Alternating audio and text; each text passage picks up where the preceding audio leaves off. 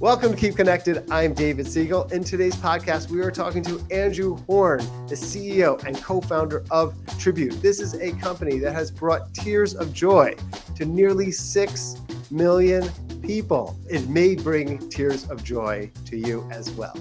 Happy listening. Andrew Horn, welcome to Keep Connected. I'm excited to be here.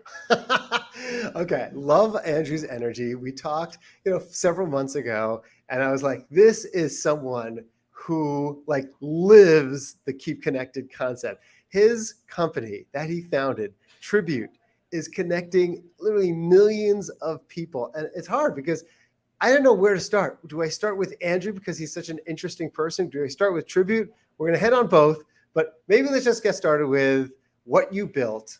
And you built a lot of different things. I could tell everyone about Tribute, but tell us about why you founded the company, what the company does. It's Homework 2.0. 82% of people are brought to tears of joy when they use Tribute. What is Tribute and why does it help people keep connected? All right, well, just quick acknowledgement. That's the best lead-in ever. And so I'm very excited to be here. And again, I can nerd out on connection and community and communication all day. So thank you for having me. I'm very excited for the chat.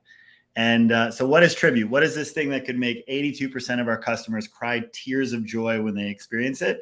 The best way to tell the background and why I decided to start the company is to tell a very short story about how it came to be.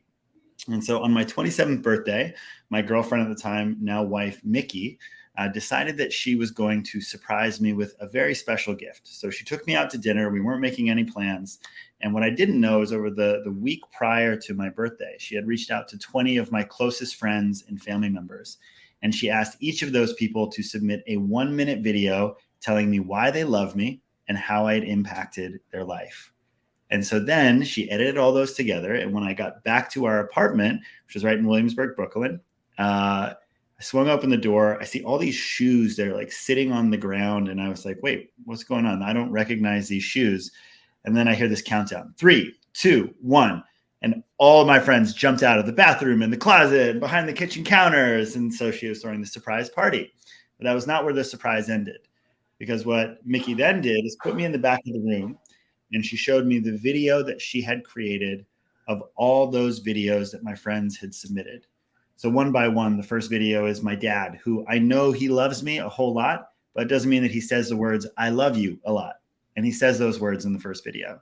And then it's my mom. And my mom is telling me how proud of me she is and how thankful she is that I helped her to start her new business. And then the third one, and this is where things really took a turn, was my friend Matt. And in his video, Matt said the words, I want you to know you're my best friend. And Matt had become a new best friend. And as an adult male, I was 24 at the time, to vocalize those specific words were so powerful. I get goosebumps even right now when I think about it, right? Because it's a vulnerable thing to tell someone how much you care. And in that moment, I just lost it, and the waterworks came out, and I started bawling, and my friends are hugging me, and I'm watching the videos, and I sat there and I just cried for the next 20 minutes as I watched all these videos and really allowed it to impact me. And then I came out of this, I kissed Mickey, I said, this is the best gift I've ever received. How did you do this? And she looks back at me without blinking an eye, and she says, well, it really sucked. It took me 15 hours. I had to edit all the videos together. I had to email people hundreds of times. I had to basically, get all files through Dropbox and Drive and text message. And so I walked into our bedroom and I just needed a minute to kind of process. And I was there and I said, wait, so this is the best gift I've ever received. It's really hard to create. I did a quick Google search and I said group video montage, collaborative video. And there was just nothing that actually did this. And so essentially I was like, this is a tribute video. I know what this is. And what started as this little mission to share that powerful, transformative experience I had in the back of the room with the world has, over the past 8 years, grown into this global movement where now, we've delivered almost 6 million videos through our platform. And fundamentally, why we exist and why we care about this thing and why we were able to endure through some really challenging times for the company is because we believe that sharing our appreciation is one of the simplest and most effective things that we can do to build meaningful relationships, connection, and community. And how can we use technology to make it easier to simply tell the people we care about why we love them, how they've impacted our life, and what we appreciate about them? Beautiful, beautiful. And what you did is you started with a clear problem. It was a clear problem. And that's the Totally. best way that startup companies start. It's got to be there's a pain point, and it's got to be something that people care a lot about. And you made it close to 6 million people impacted. Okay, you use the word appreciation.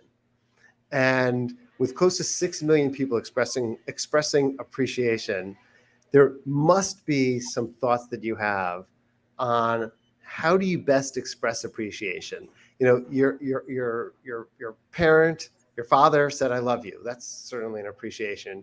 A Totally. friend said a best friend, that's appreciation. But like, what are some of the important ingredients in someone expressing appreciation? What are the do's and don'ts around that? Yeah, it's a great question to ask, and I have a very specific answer to it. And I think one thing I want to acknowledge is that for a lot of people who are listening to this, I imagine that you are in leadership roles within your companies, within your communities, nonprofit organizations, clubs. You're also involved and invested in a lot of meaningful relationships, friendships, your family relationships, and that this is relevant across all of those different buckets. And so it's something that we call the power of the prompt. Within art, there's something called the context for creativity. It's that if I were to say, David, like, paint me a picture, your mind says, like, where do I begin, right? But if I say, paint me a picture of your childhood home, like, now your mind has a context to think within, and it's easier for you to formulate a vision of what you want to do there. So And specificity. the same can be said for, we call it the context for gratitude, the context for appreciation. And so the way that we make it easy for our family members, our friends, and our coworkers to share appreciation is by offering simple prompts. So it's like, if we just think about David's birthday is coming up, I could say, send David a video for his birthday. Where do I start? But if I say, what's one of your favorite memories with David? If I say, what do you appreciate about David? What's one of your favorite things about David? What do you love about David? How has David impacted your career? So by offering a prompt, what you do is a couple of things. Number one, you already lodge an answer in the potential participant's mind, right? So it's if someone is in a relationship with someone, especially a positive one, and you say, what's your favorite thing about them? They have a favorite thing. So now they don't even need to think about anything. You've already given them an answer and something they can share. And there's something really powerful about this in group dynamics as well, as especially, we think about Meetup. It's like this amazing platform for connecting communities around shared interest. It's that when you provide a prompt to a group like that, what you do is you create a positive peer pressure where you show people that this type of communication is celebrated here, right? In an office place, if you say, hey, it's Tiffany's birthday, or it's her 15-year anniversary, let's all tell her like what we most appreciate about her. Now, everyone else in that group now has permission to say something that could be a little more vulnerable. So what's so powerful is that anyone can become a conversation catalyst by simply going first and offering that prompt, whether that's at a birthday dinner, at a team meeting, or anything. You can fundamentally transform the way that appreciation flows through your communities with a simple prompt. Oh gosh, I love that. I actually have to give an example from Meetup of what we do. So every other week we have an all hands meeting at Meetup. It's actually called Meetup Date. And at the end of every Meetup Date, the last 5 to 10 minutes is props. And it's always the same thing, which is we say, who wants to give props? And then it's like silence. And then suddenly one person finally says, I want to give props to Eileen, who just went above and beyond in creating an amazing podcast opportunity with Andrew. I just want to thank Eileen so much for doing XYZ. And then suddenly like 8 other people will jump on and they'll be comfortable giving props as well. And there's this safety, there's this environment that we created that once someone gives props, the flow of props then continues. And then the other thing that we do is, because some people don't feel as comfortable speaking up verbally in front of the entire company giving props. So we have something else on Fridays called Feedback Fridays, And on Fridays, people also call someone out and say, like, just wanted to thank XYZ person for all the work that they did. And we do that in Slack.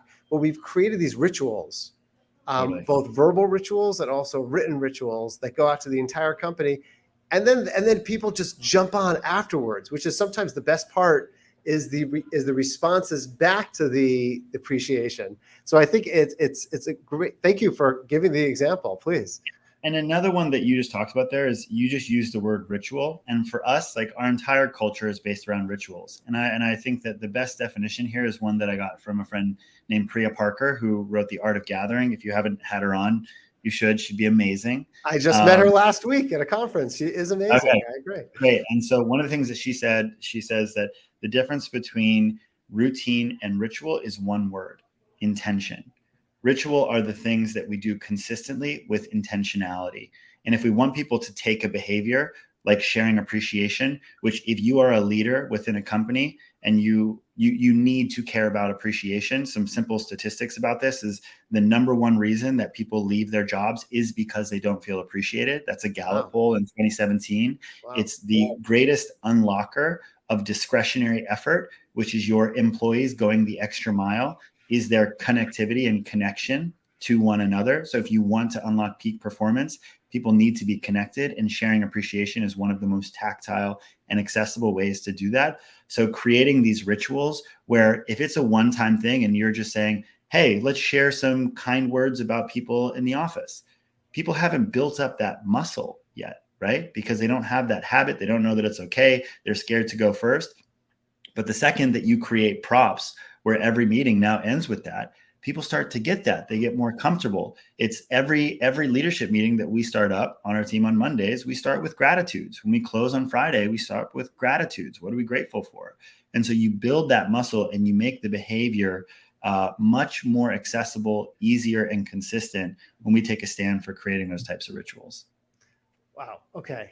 You brought up the word gratitude and appreciation. It actually got me thinking a little bit. And I came up with my own difference, but I'd love to hear your perspective first. Is there a difference between gratitude and appreciation?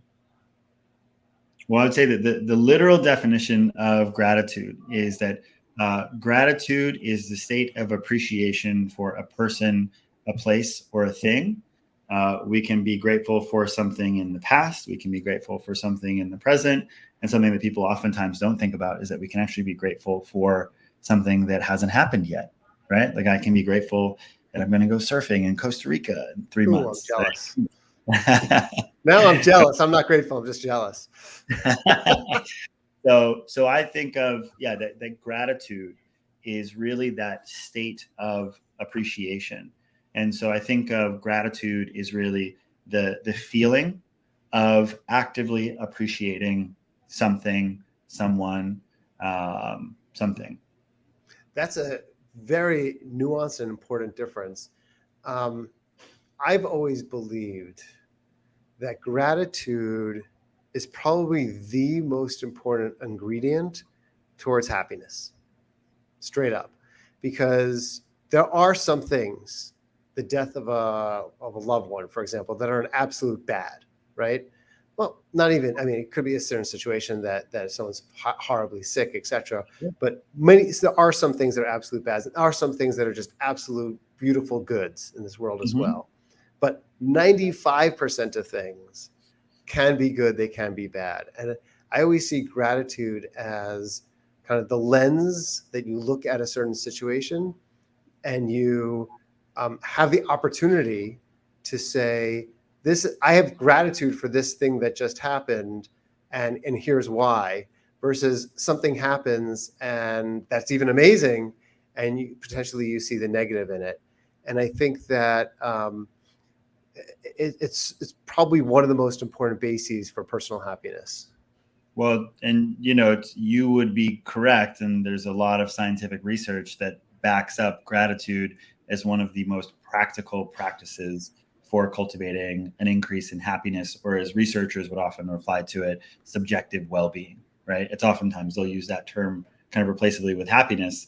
And there's fun research that shows that the impact on subjective well-being of keeping a gratitude journal once a day. So keeping a gratitude journal, which is literally just waking up in the morning and saying, here's what I'm grateful for, here's what I'm looking forward to, that the increase on subjective well-being of that one month is the exact same as someone who doubles their salary. So think about this for a second. It's like, what is more accessible to most of us who are listening to this? Doubling my salary or waking up and taking 5 minutes to write down what it is that I'm grateful for in the morning, right? It's like when we look at the practice of gratitude, which if we can talk about practicalities here and takeaways, Please, it's like, yeah. you don't need to have a physical journal. My morning ritual, and I do this with my son, Hero, both in the morning and at night, is we have a gratitude meditation. And it takes not even 30 seconds in the morning and night. And the gratitude meditation is, what are 3 things that I'm grateful for? And what are 3 things that I'm looking forward to? And so before we do anything in our day, and the last thing that we do at night, is we think of everything that's going right in the world, what's coming up that we're excited about. And then there we sit in the middle, in the awareness of the abundance of life. And it does not mean that we are neglecting challenge that may be present or afoot in our lives, but we are acknowledging that they can coexist, that life can be challenging and beautiful at the same time. And that awareness is fundamentally one of the most effective ways to cultivate sustainable happiness. So there's a ton of research about this. It's also a ton of research about how the practice of gratitude benefits our physical and emotional well-being, about increased white blood cell counts when we're practicing gratitude consistently, kind of increased emotional resiliency to deal with psychological trauma. So it's not just happiness, it's also our physical health that is at stake. And one of the reasons that it's three questions, right? Like, are just like 3 things I'm grateful for. How old was Hero when you started doing this practice with him, Andrew? You know, when he really started to take to it, I think he was probably like 3 is when he really started to be able to. At 3, he was doing this with you. And how old is he now? He's 5 now. So, and we would do thankfuls at dinner and stuff like that. But I would say that 3 was probably the age where he could actually start to like think about things that he was grateful for. And we get in the habit of saying, like, trying to do new things so that he's not saying the same thing that he's grateful for. Right. So he's looking at stuff. And it's a beautiful practice, because now at 5, you can tell that he really is starting to cultivate this appreciation and awareness of the things that are going right.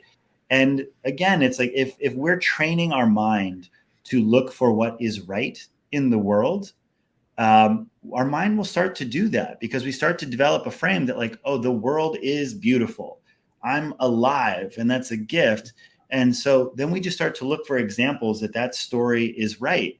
And if we don't do that actively, then our mind sometimes starts to look at examples of why the world sucks and why it's a bad place to live. And it's very easy to find that. It's very, unfortunately, easy to find that. What did Mr. Rogers say? I think he said this thing. It's like, you know, in the midst of tragedy, like, always look for the helpers. And I always love that. I get goosebumps when I say it. He said that in the midst of any tragedy, look for the helpers, because anytime that there's something like bad that's happening, there's someone there who's helping, who's supporting. And it's like, which one are we looking for? So in a way, that's beautiful. The gratitude. I wish I didn't think my first thought when you told this story was, I probably can't. It's probably harder to start this gratitude ritual with my 21, 18, and 15-year-old than when they were 3 or 5 years old. But it's never too late, and you have to find a way.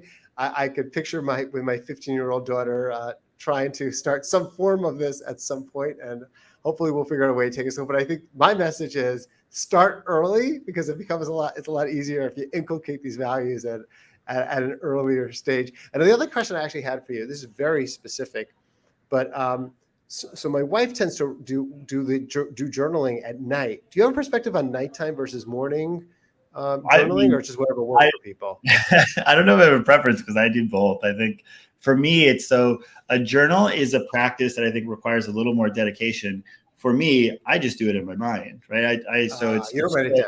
Got it. It's like what I oftentimes say to people is, if you don't have 30 seconds in the morning and at night to be grateful with all of the research that is available about the importance of practicing gratitude, then you do not care about your own happiness. Like, fundamentally, it is so accessible and the research is so available that if you don't have time for that, where are your priorities, right? Build a habit. Build a habit. I'm reading Atomic Habits right now. The best. Great book, The Power of Habit. It's such important books. Just got to build the habit. Okay. Earlier, you talked about kind of vulnerability, and that's a word that I know you care deeply about. Whether it was when you were crying at your birthday party, that your wife had created in the early stage of creating Tribute. One of the areas that I know you put a tremendous amount of your time and energy into is really helping us, little less, 49.9% of people in this, well, actually, I would say probably less than that, certainly including people who do not identify as gender, but less than 50% of people in this world, the male population, actually be in touch with who we are. And it's Yeah. terrible stigmas that exist in society to men in particular, to be able to be open and honest and vulnerable and emotional and all those other important things. Talk about why such a problem exists. And it goes back to probably Paleolithic and Neolithic man of needing to hunt and et cetera, to survive, and the testosterone, et cetera, needed. But how big is this problem? What are you doing about it? Tell us about Jinto. I'm really excited about this part of things. Yeah, absolutely. I think so much of it was my own journey, where I've been active as a communication coach and strategist and facilitator for the past 10 years. And so much of my interest in communication and interpersonal dynamics and relationship building really came from my own struggles with it growing up. I grew up in Hawaii. I was bullied a lot. I didn't have strong community, felt very isolated. And so at a young age, I became focused on cultivating these skill sets that I thought would give me the friendships and the relationships and the community that I so desired and lacked at an early age. And what I developed in all this time I spent studying communication ultimately was this awareness that I was really focused on trying to package myself in a way that other people would like, because I didn't think that I was fundamentally good enough. I didn't think that I was worthy of love or respect or success. And so I layered on all these techniques and You tools. weren't being yourself, you were packaging yourself, which is two very different things. Keep going, please. Yeah, exactly. And I got really good at packaging myself, and I could give a great talk and get a standing ovation, and I could pitch a business and get investment. But fundamentally, it's like I would have experiences, right, of being with my friends and feeling stressed out in my stomach and being drained by social situations. And I got introduced to this communication modality called Gestalt communication. It's based off this therapeutic modality called Gestalt therapy. And essentially in this leadership training, I had this transformative experience where they basically just said, I want you to engage with your thoughts and feelings as real and valid and to share them. And I want you to think about what it is you want to know about yourself and the people across from you, and just be present in those principles and show up as yourself this weekend. And I can tell a story about the moment that everything changed for me, which is that when I go on to personal development retreats or workshops, I usually just say, okay, I'm going to go all in. I want to see what you have to teach me and how I can be different. And so I went to try these on, and I had this experience with this woman who was at the event with me. At the time, I was about 30 years old, and I had been trying to connect with her. She runs this very cool media company. We were two of the younger people at the retreat, and she was just not into it. She wasn't giving it back. She was like icing me out. And I started to get in my head, and I was like, oh, she doesn't think that I'm successful. She doesn't think creating stories in our heads. Exactly. So I'm in this whole story, and we go to our first break, and I go to the coffee machine and I pour myself coffee, and then this woman starts to walk towards me. And I said, okay, what are you thinking and feeling? And I was like, well, I'm feeling kind of insecure, and like she doesn't want to connect with me. And I was like, okay, so say it, right? Just like they had told you to. And so basically she comes over, and I say, hey, Megan, I just want to let you know that I think what you built is super cool. And like, I'd love to connect. And I've been really trying to make an inroad, but not feeling it reciprocated. And I just want to let you know that that's all good. But also, I'm going to stop. And so if you want to connect like this weekend, just let me know. And guess what happens next? She says, "Stop. Yes, get out of my face." Just kidding. She did not say that. She doesn't say anything. She starts bawling. No, She starts what? crying right in front of me. And I was like, what did I do? And then she comes back and she says, I don't want to be here. She's like, I'm getting broken up with by my boyfriend. I'm suing my co-founder. This is the last place on the planet that I want to be right now. And what I realized in that moment, it was like seeing the Matrix, was that I had made up this entire story about what this person was thinking about me that was completely, had nothing to do with me. And I knew in that moment that I was doing that in every single relationship in my life and in my business. Is that I had all these stories about how people perceive me and like how they were reacting to me, that were all these stories. And what I experienced in that moment was that when I was courageous enough to be my true, imperfect self, that Megan opened up. She walked back into that room. She shared with everybody that she didn't want to be there. Two other people was like, I don't want to be here either. Get me out of here. And but like it was that layer of authenticity that what changed for me is that I realized that when I was courageous enough to be myself, to be imperfect, to be flawed, that other people felt like they could be that way too. And what was so much more important to me ethically and on a soul level was that I didn't want to package myself. I wanted other people to be free to be themselves. I wanted that for myself. And so all my work started to shift towards how can we cultivate deeper levels of intimacy. And what I started to understand is that I think that even with men especially, is that we have been so inculcated with this ideal of masculinity and strength that is unemotional. And what happens is that we lead to basically kind of performing and projecting this strongman archetype that leads us to really suppressing our emotions. And culturally, where things took a real turn for my generation was the beginning of the Me Too movement, where fundamentally you started to see so much of the harm that men had subjected other men and other women, mostly women, to, and a lens on these types of kind of transgressions and infractions that connected for me was this idea that it's hurt people that hurt people, and that so many people, but men especially, are suppressing these challenging emotions because they've never been taught how to share those, encouraged to do so, nor provided the spaces to just feel their feelings and integrate those. And what happens is that when they don't express, they suppress.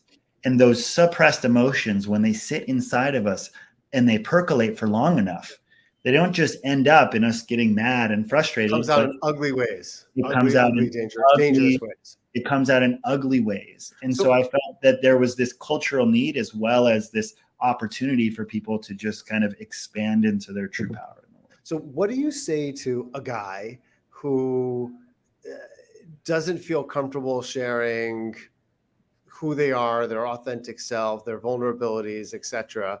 I mean, I'll give you a second to think. I'll tell you what I oftentimes say, Yeah, and please then you do. can think of yours as well. But what I oftentimes say, and because I really believe this, is kind of the strongest people, the most confident people are the ones that are the most comfortable admitting their insecurities Yeah. and admitting their challenges. And it's a sign, I really believe this, like it's a sign of absolute strength. Like if you want to give a sign of strength, then the more that you ask for help, you're stronger and a more capable person. And it's not what people think. And oh, if I need to ask for lots of help from people, if people really get to know me, then they'll think less of me because I'm asking for help. No, people will think more of you because of it, and you'll be able to connect with people, of course, because when you say something, then the person you're talking to will also oftentimes say something. That's how you build a connection. It's so important. So, but that's all logical. Logic flies out the window for a lot of people. But what do you say what else would you say to someone who is just been brought up in a certain way, in a certain family, in a certain type of culture, and finds it quite difficult, especially a man, in terms of connecting to their emotions? Yeah, one of the things that I'd say here is I think that um, a pause to just connect with perhaps any men that may be listening to this, and to ask themselves, like, if they have dealt with any of these feelings, right, of insecurity, self-doubt, unsafety, competition with other men, then inability or unsafety to really like be their full self. And if so, like, what I would just like to reassure you of is that you're not alone. It's that if you're feeling this, like, do you believe that the other men in your life are not? And like, usually when we ask ourselves that question, we know that if I'm feeling it, like, other people are too. And that is true, because I've done enough work with them. It's like, it is. And so there are spaces that are available to seek this out. And I think that as we start to navigate and seek out deeper levels of authenticity, and a word that I oftentimes use, even like vulnerability, because it has a connotation, unfortunately, in some circles of like men, as weakness. And I think that a very similar way to share vulnerability is just authenticity and transparency, just being honest about what is.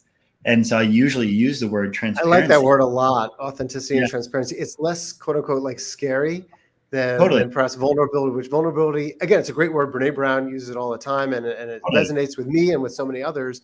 But for certain people, I could see why that can be Scary. scary. Exactly. Yeah, it has an inference there of a little bit of like scary.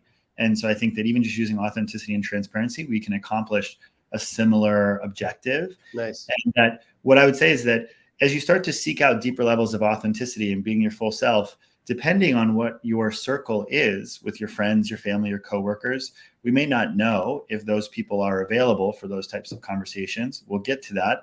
But one thing that I can say, and I'm with the person to talk to about this, is that we live in a world where genius people have created technology platforms where you can seek out the type of people who want to live life the same way that you do, who care about the same things. Facebook? Is it Facebook? It's meetup.com, ladies and Oh, that was going to be my next guess. gentlemen. So it's really, it's that, when you say, it's like, if you were to type in men's groups, there's amazing organizations like the Mankind Project that have been working since the 60s, like Everyman, like Sacred Sons, like Junto. There are these organizations that are built to bring people together who are seeking these types of opportunities and experiences. And so you can seek those out by simply just, I call it GTS, which is our internal mantra at Tribute. It stands for Google that S word. You can call it stuff for now, but it's just, if you have a question, just Google it. You'll find someone else there where it's like, how do I start a men's group? If you Google that, you will find step-by-step instructions to do this. And I sit in a men's group every single week with 9 men. I've been doing it for about 6 years now. And if you wanted to start to do this kind of thing and it doesn't exist, guess what? You can create one. You can actually like look at how to start a men's group. You can create a community where people come together and we talk about our emotions. And there's a way to do that where you don't need to be a trained facilitator. But if you want that, and you can own that you want that, and like, that's great and real, and it just is, and you're to put that out to the universe, that maybe there's other people that want that too. And that to create a container where that is the purpose makes it so much easier. And that if you can create that, you can not only do something for yourself, but you're creating it for other people. Now you have that transcendent quality of contributing, of being of service. And there's a way for you to really create opportunities to start to flex this muscle and be more authentic, find more transparency in your life. Beautiful. I love it when our guests bring up Meetup. It's always something that makes me feel happy about. Reminds me of the Meetup group that we have, which is just one of our most thriving groups called City Dads, where so many primary caregiver dads would go to Meetup, would go to mommy and me groups because there wasn't daddy and me groups, and be the only Beautiful. dad there, and wanted to just build relationships with other dads. And it went from one location in one city in New York City to now there's, I think, 45 different city dads groups in 45 different cities, all people bonding with each other and sharing those connections with each other and being transparent and authentic. And just so I get goosebumps. So think about for a second, right? If you're listening to this, but the beauty of that is that what's in 45 cities was one person saying, I want this, right? It was one person who said, I want this, and I don't see that it exists. And they put it out there, and they were vulnerable and courageous enough to risk the potential that that might not have gone that way. But now, like every single person who's benefiting from that, who's found community, relationships, insight that's helpful, was because one person was courageous enough to do that. And any of us have the ability to do that. And because of, honestly, like David and what you guys are doing, it's like that you can really do that quite easily. So go for it. Thank you. I love it. Okay, before we go to rapid fire questions, I do need to give props to one person whom we both love and respect, and that's Jim McCann, who hired me when I was 30 years old, and I worked at 1-800 Flowers for 5 years. I founded 1-800 Flowers. He was also the person who I think really helped tribute one of your first clients, and it's an example of someone who, like we've been talking about, a male figure who is in the floral business, and really believes deeply in the impact of each person, and someone who both of us are connected to. And I just want to give a shout out to him because he's just such a special person, in both of our minds. We had such a great chat. I think it's why this conversation's been so effortless and easy on this end. And it's like to sit down with another person who just immediately you grok that they share the same values and they're doing it. Of like, there's so much joy, I think, between the two of us. And even when you sit down with Jim, who's probably been doing it for how many years now? 40 or something? More than he would admit, probably. Yes. Yeah. And so that it's just how much he really cares about, for him, right? For us, it's gratitude. And for him, it's gifts. And gifts are ultimately just a vehicle for meaningful human connection, and like creating moments where people can connect and really do that. And so, yeah, it's fun we have a lot of respect, and we're really grateful that Tribute now gets to work with them. And a lot of, it's great when customers get tributes with their flowers. Okay, so what we're going to do right now is rapid fire questions, quick question and quick answer. Here we go. First time, Andrew, you saw yourself as a leader? It was probably 5th grade when I led my roller hockey team in Hawaii to, we didn't even win the state championship, but we were the state runners up. And I just remember that I was our goalie, and I like carried that team on our back, and we went up against teams that were much better than us and performed so much better than we were supposed to or expected to. And so the experience of like being out front and communicating to our team that we could do something that other people didn't think we could do. Like, I get goosebumps talking about it. I just remember the feeling of being out in front, like setting the tone for the other kids, and like seeing results stem from the confidence that they got from me being out front that way. And you have clearly continued that throughout your life and career. Next one. You could access a time machine. Go anywhere, anytime. Where and when are you going? A period of time that is so interesting to me is like the mid 1960s, in the like epicenter of the human potential movement at the Esalen Institute in California. It's this moment where things are starting to shift from like the American ideal of kind of capitalist culture and just you're going to work and you're going to consume things and you're going to have a white picket fence, to you had these spiritual teachers like Timothy Leary and Ram Dass and Ken Kesey and the electric Kool-Aid acid test and like the Dead and Woodstock. And so there was just this movement like that just fundamentally started to shift culture towards one of like true actualization and personal development and spiritual ascension. And so there was a time there where it was so coalesced in one space, and there was such a community of these spiritual leaders that were so contrasted with what was happening in society. And it also just seemed like it would probably be really fun to hang out with those people at Esalen in the 60s. So I would say that feels like a time where if I could go back and be a fly on the wall, I would be pretty stoked. Love it. Love it. I think there are 2 flies on that wall. Bucket list. You've done like a ton of super interesting things in life.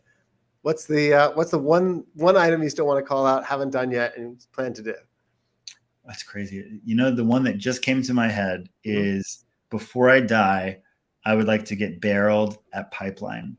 And Pipeline is one of the scariest, most famous, and most beautiful waves on the planet on Oahu's North Shore. And it's incredibly dangerous. And like to get barreled there is like one of the peak accomplishments in surfing. And so if I could do that by the time that I die, I would be pretty excited. Okay, hopefully the two will not be connected in any way. Last and but not least, hopefully least question, which is, what do you most want to be remembered by, Andrew? You're doing so many things that we've talked about, and your organizations, Tribute, your work, Junto, etc. What do you most want to remember by? Yeah, it's true. You know, it's like Maya Angelou said it best of like, you know, people will forget what you did, they'll forget what you said, but they will never forget how you made them feel. And so if I were to think about what I want to be remembered for, it is like I think about how do I want to make people feel? And I think fundamentally, like I would just want everyone to know what I tell my son every single night, like which is that like you are loved, you are supported, and that you're perfect exactly as you are, like that you're enough. And if I could, like if people could feel that, which I think the people that know me, like I try and I think I do with a lot of them, but if I could really be remembered for helping people feel their own enoughness, like that, I would be really happy. Well, I have to say, I love this podcast. Thank you for the support in this podcast. So thank you again for all of your time and your energy and your support of Meetup and the work that you do. And obviously continue to look forward to connecting with you and being part of how you connect with others. So thank you. And thank you for your creation. It's like from one technologist to another, you know, from like my early days starting Tribute and talking to Scott, like in the Meetup offices, like I've always just like, it's just not an understatement to say that it's like, it's one of the most important pieces of technology that exists today and has done so much good in the world and is needed now more than ever. So I'm grateful that we're connected and looking forward to the next time that we do it.